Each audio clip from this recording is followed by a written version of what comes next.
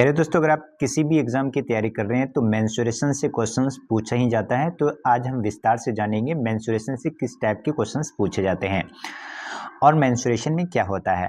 तो यहाँ पे सबसे पहले आप देख पा रहे होंगे मेंसुरेशन को क्या कहते हैं, हिंदी में क्षेत्रमिति कहते हैं। ठीक है। अब यहाँ पे जो क्वेश्चंस पूछे जाते हैं वो दो प्रकार के पूछा जाता है, एक होता है 2D और एक होता है 3D।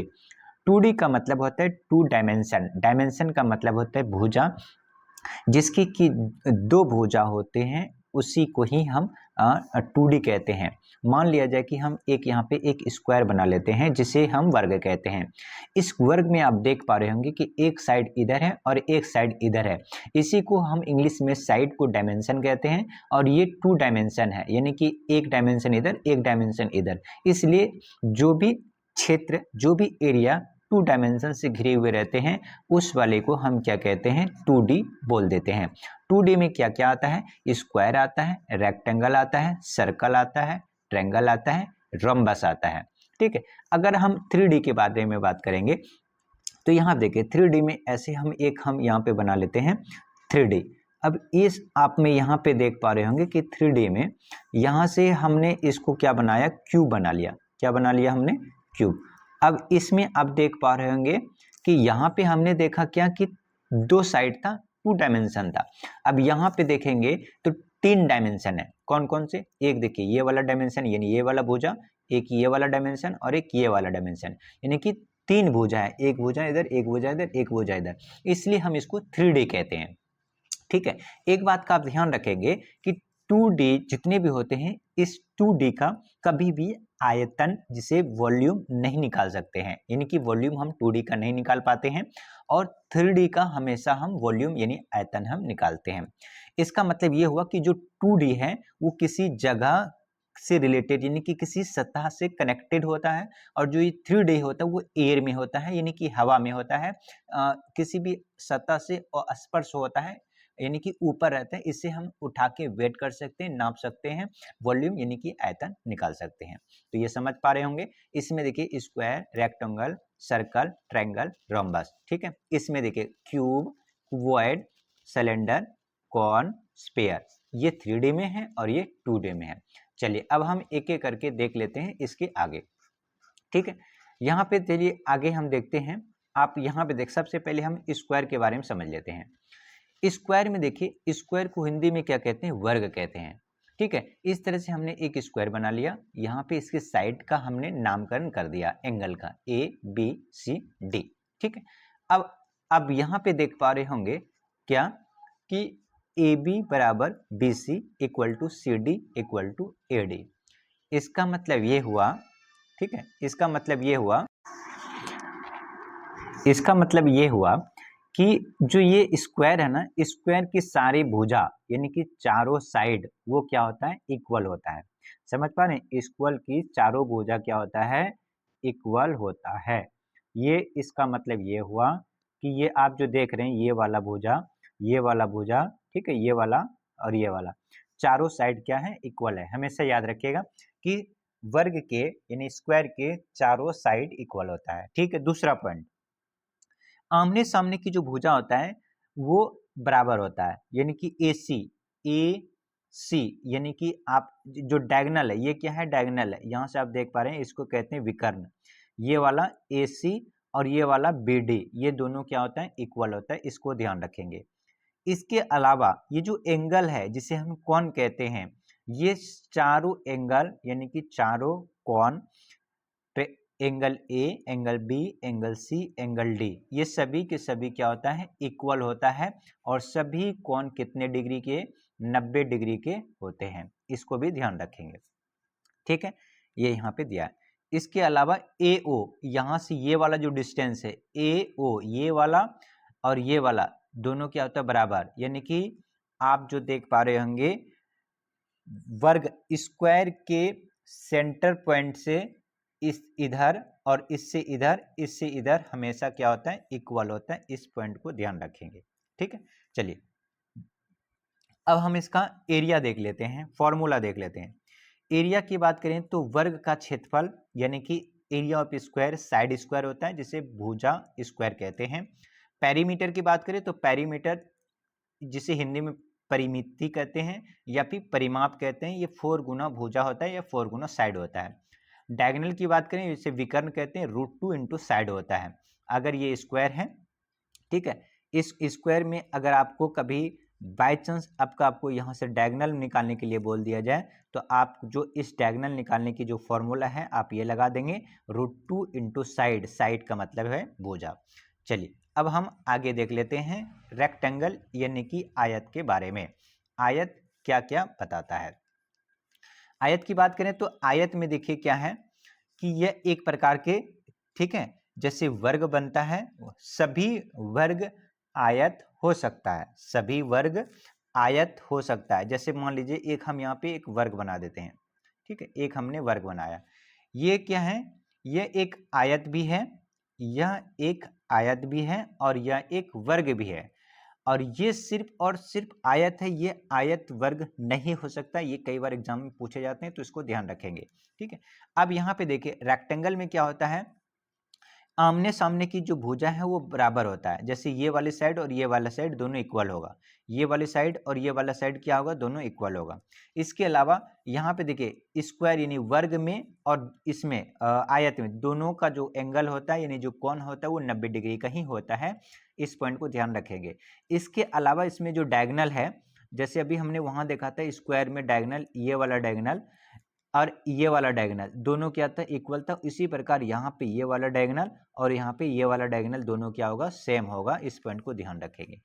अब हम मेन पॉइंट आता है, यहाँ पे एरिया पूछा जाता है।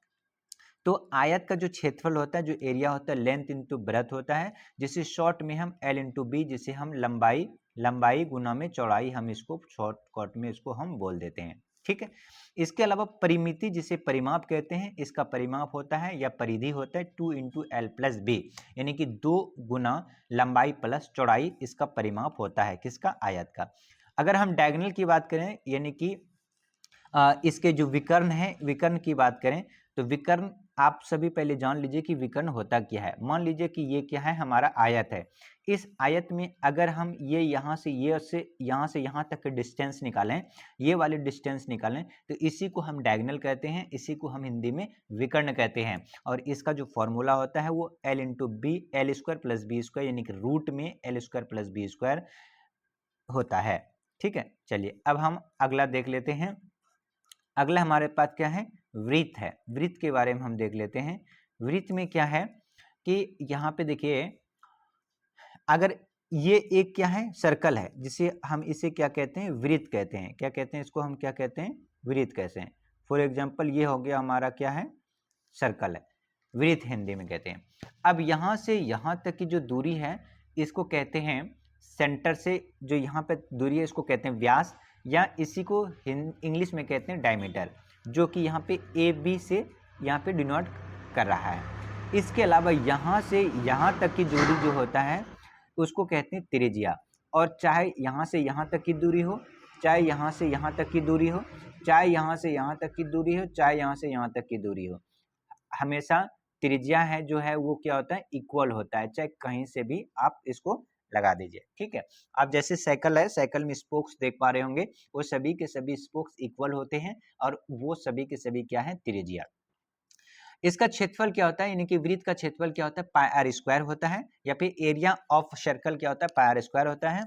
जहां पे पाई की जो वैल्यू है वो 22/7 होता है और इसको कभी कभी 3.14 डिनोट करते हैं। यानी कि जब तक कहा नहीं जाए हम 22/7 पाई का वैल्यू मान रखते हैं। अगर कहीं पे मेंशन होता है तो वहां पे 3.14 हम उसको लिखते हैं।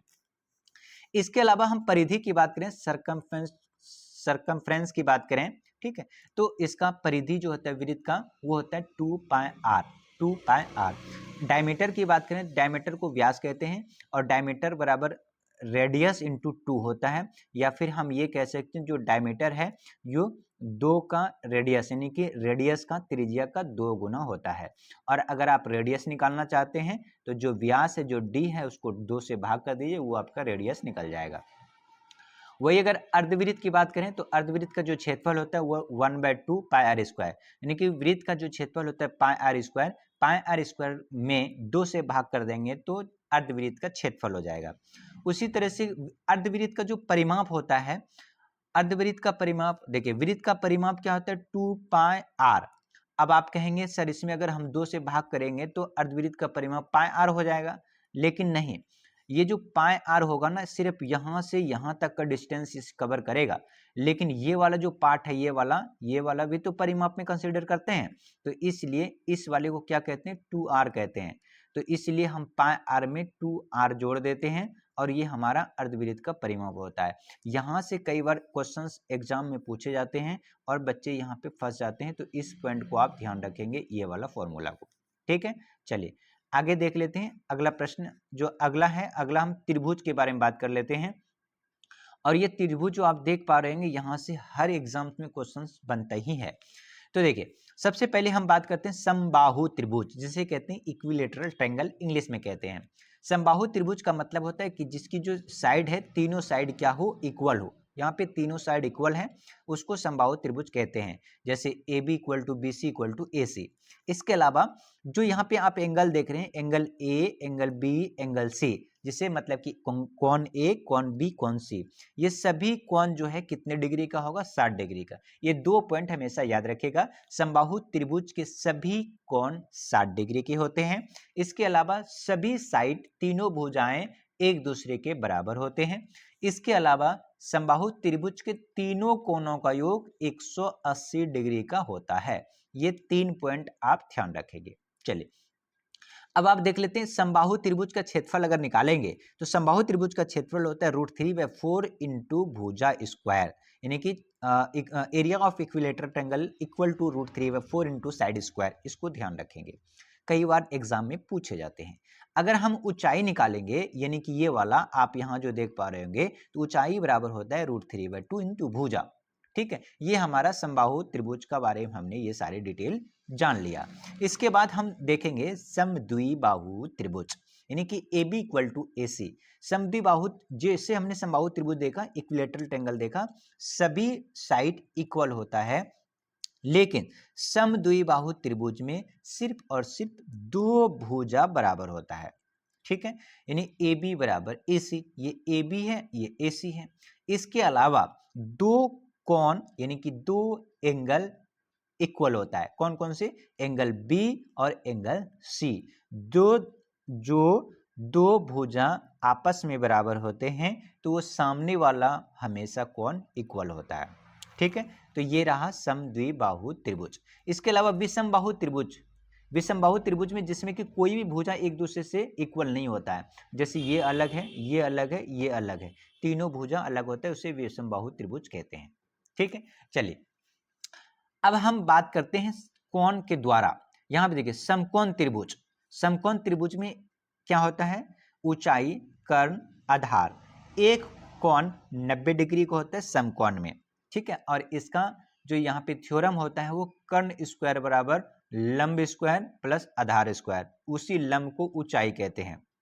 ठीक है, आधार स्क्वायर प्लस ऊंचाई स्क्वायर बराबर कर्ण स्क्वायर, यानी कर्ण स्क्वायर बराबर लंब स्क्वायर प्लस आधार स्क्वायर। ठीक है, इसको ध्यान रखेंगे।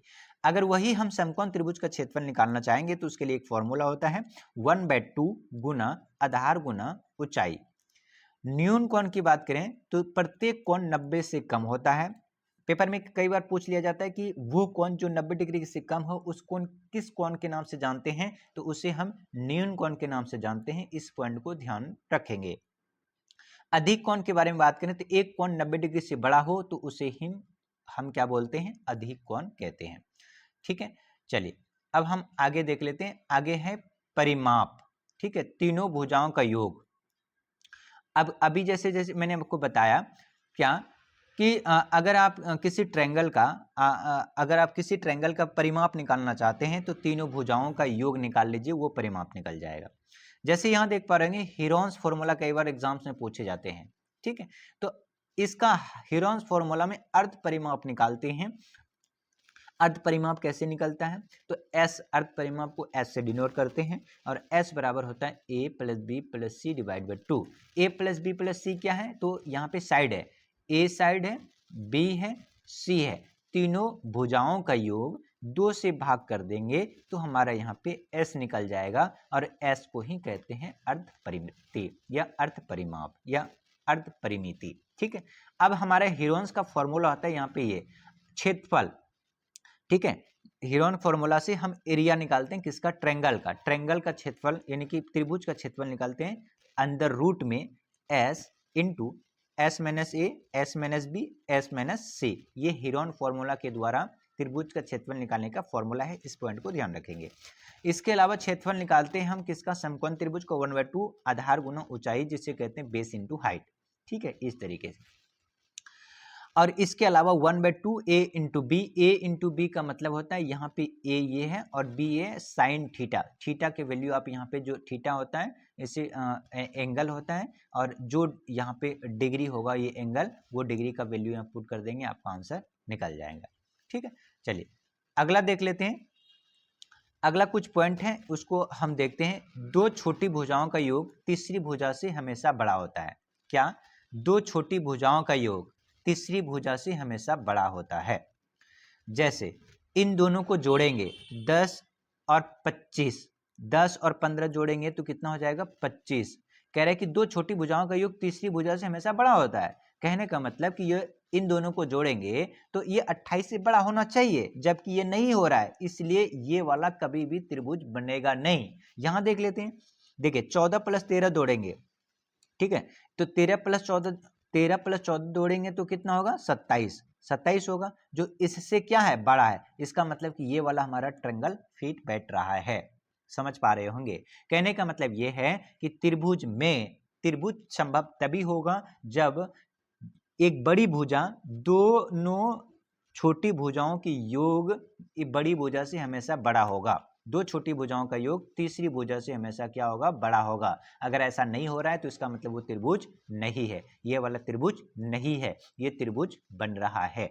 ठीक है, तीनों। अगला पॉइंट देख लीजिए, ये दो पॉइंट को याद रखेंगे।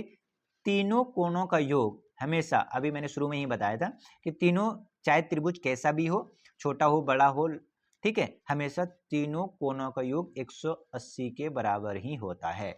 अगर मान लिया जाए ये अगर ऐसे छोटा बना दिया जाए तो भी यहाँ पे 180 डिग्री होगा तीनों कोणों का योग, और एक बड़ा सा ट्रायंगल इस तरह से बना दिया जाए तो भी तीनों कोणों का योग 180 डिग्री ही होगा।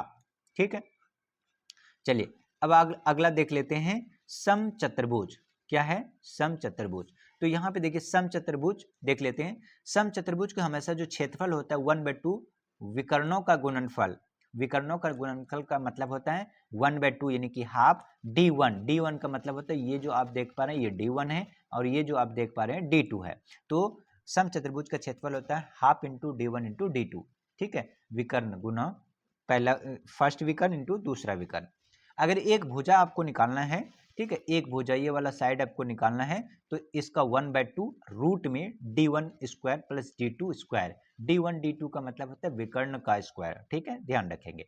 अगर आपको इसका परिमाप निकालना है, परिमाप क्या होता है, ये सभी का योग होता है, चारों साइड का योग, इसलिए हम ये कह सकते हैं परिमाप बराबर 4 इंटू भुजा, 4 गुना भुजा होता है। ठीक है, चलिए अगला देख लेते हैं समलंब। समलंब के बारे में देख लेते हैं। तो समलंब क्या होता है, यहाँ पे देखिए ये जो है ये समांतर है, ये क्या है समांतर है, और ये यहाँ पे ऊंचाई है। तो अब इसका जो क्षेत्रफल होता है 1/2 समांतर भुजाओं का योग। समांतर भुजा का योग का मतलब होता है कि 1/2 इंटू, मान लिया जाए कि ये वाला ए है और ये वाला बी है, तो यहाँ पे समांतर भुजा का योग होगा ए प्लस में बी, और उनके बीच की दूरी मतलब ये वाला दूरी है। अगर मान लेते हैं इसको h है तो यहाँ पे 1/2 a प्लस बी गुना में कर देंगे हाइट, ये हमारा हो जाएगा समांतर चतुर्भुज का यानी समलंब का क्षेत्रफल। क्या, 1/2 a प्लस बी समांतर भुजाओं का योग गुना में हाइट यानी ऊंचाई। ठीक है, और वही समलंब चतुर्भुज का अगर हम परिमाप निकालेंगे तो चारों भुजाओं का योग हो जाता है, यानी कि ये प्लस बी प्लस में ये वाला और प्लस में ये वाला, तो हमारा चारों भुजाओं का योग हो जाएगा परिमाप किसका, समलंब का।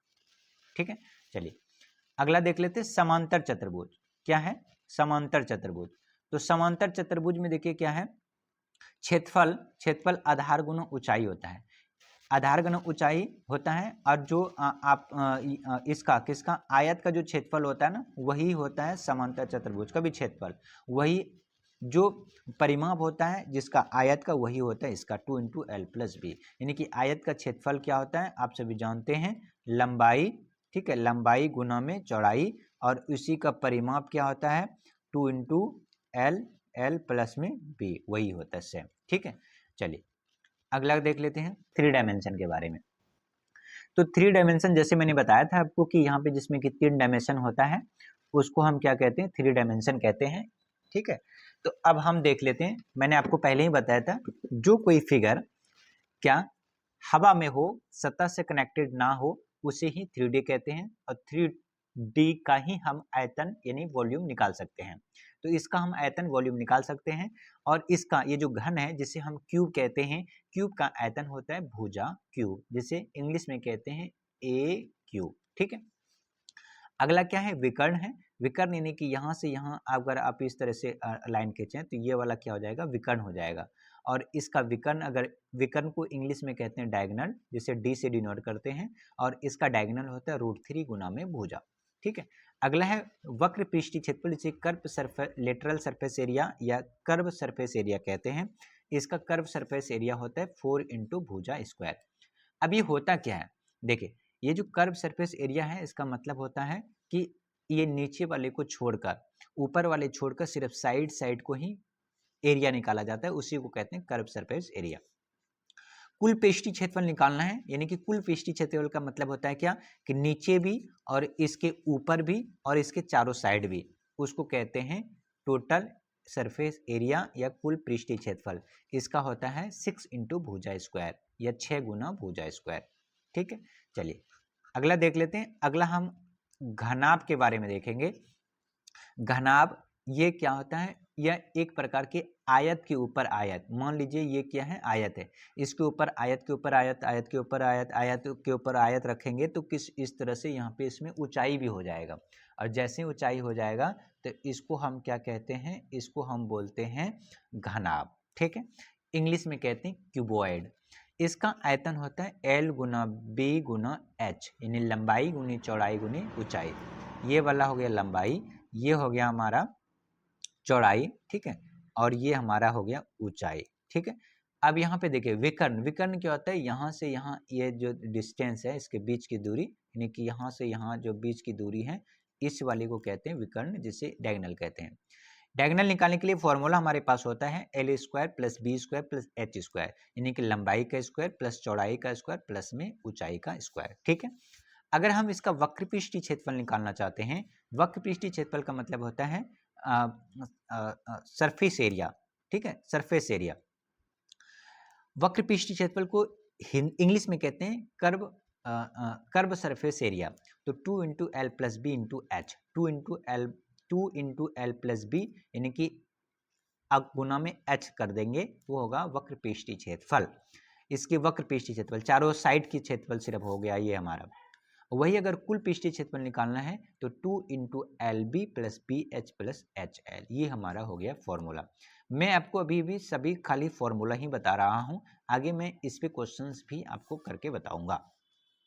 बेलन जिसे सिलेंडर कहते हैं कुछ इस प्रकार होता है, इसके यहाँ से यहाँ जो आप देख पा रहे हैं इसकी हाइट है, और ये यहाँ से क्या है ये रेडियस है।